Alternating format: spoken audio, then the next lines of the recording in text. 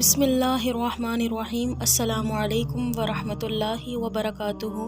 حضرت موسیٰ علیہ السلام ایک عظیم پیغمبر تھے جو اللہ تعالیٰ سے براہ راست ہم کلام ہوئے۔ ایک مرتبہ سفر میں تھے، گرمی کا موسم تھا، پاؤں ننگے تھے، سفر کی تھکاوٹ اور پیدل چل چل کر پاؤں میں چھالے پڑ چکے تھے۔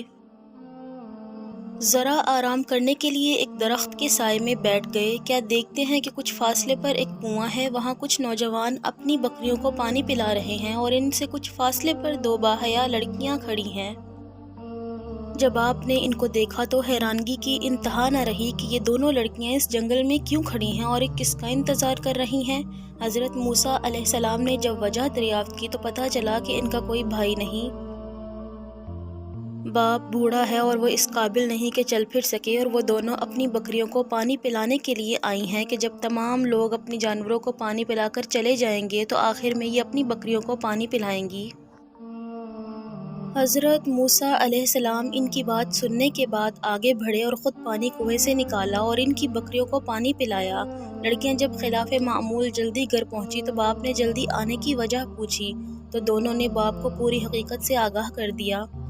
باپ چونکہ خود بھی پیغمبر تھے، فرمایا کہ جاؤ اس نوجوان کو بلا کر لاؤ تاکہ ہم اس کو پورا بدلہ دیں۔ اب ایک لڑکی جب موسیٰ علیہ السلام کو بلانے آئی تو وہ کس طرح آئی، اس کا انداز کیا تھا؟ قرآن نے اس کے چلنے کا انداز جو کہ شرم و حیا سے لبریز تھا اس طرح بیان کیا۔ ترجمہ: پھر آئی ان دونوں میں سے ایک، شرم و حیا سے چلتی ہوئی، وہ کہنے لگی کہ میرا باپ آپ کو بلاتا ہے تاکہ وہ بدلہ دے جو آپ نے ہمارے جانوروں کو پانی پلایا ہے۔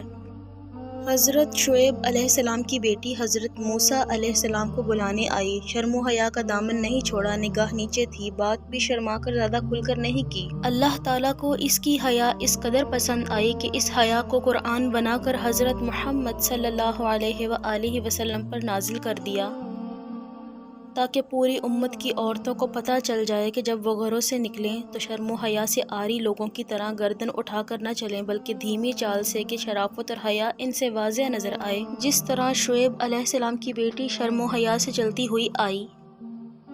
عملی اعتبار سے حیا کے 3 شعبے ہیں۔ نمبر 1 اللہ تعالیٰ سے حیا، نمبر 2 لوگوں سے حیا، نمبر 3 اپنے نفس سے حیا۔ اللہ تعالیٰ سے حیا کا مطلب یہ ہے کہ احکام الہی کو نہ توڑے۔ لوگوں سے حیا یہ کہ حقوق العباد کو ادا کرے، لوگوں کے سامنے جن باتوں کے اظہار کو محبوب اور برا سمجھا جاتا ہے ان کے اظہار سے بچے، اور اپنے نفس سے حیا یہ کہ نفس کو ہر برے اور قابل مذمت کام سے بچائے۔ قرآن و حدیث کی روشنی میں یہ چند آیات اور احادیث کے مطالعے سے ہمیں پتہ چلتا ہے کہ اسلام نے شرم و حیا پر کتنا زیادہ زور دیا ہے اور اس کی اتنی زیادہ اہمیت ہے کہ اسے ایمان کا حصہ قرار دیا گیا ہے۔ شرم و حیا ایمانی زیور ہے، لیکن آج کل کے دور میں شرم و حیا عفت و عصمت کا جنازہ نکل چکا ہے۔ آج حیا ایک عیب بن کر رہ گیا ہے، عشق و معشوقی کے کھیل رچائے جا رہے ہیں۔ مغربی تہذیب نے دنیا کو بے شرم اور بے حیا بنا دیا ہے۔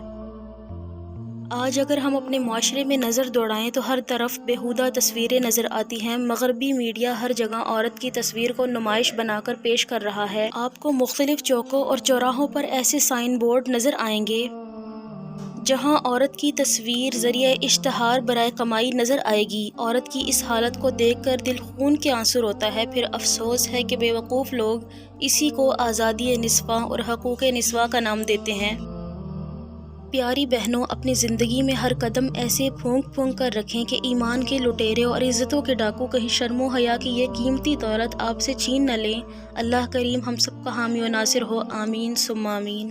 مزید ایسی اسلامک اور سبق آموز ویڈیوز دیکھنے کے لیے ہمارے چینل ماریہ خان وائس کو سبسکرائب کریں۔ اللہ حافظ۔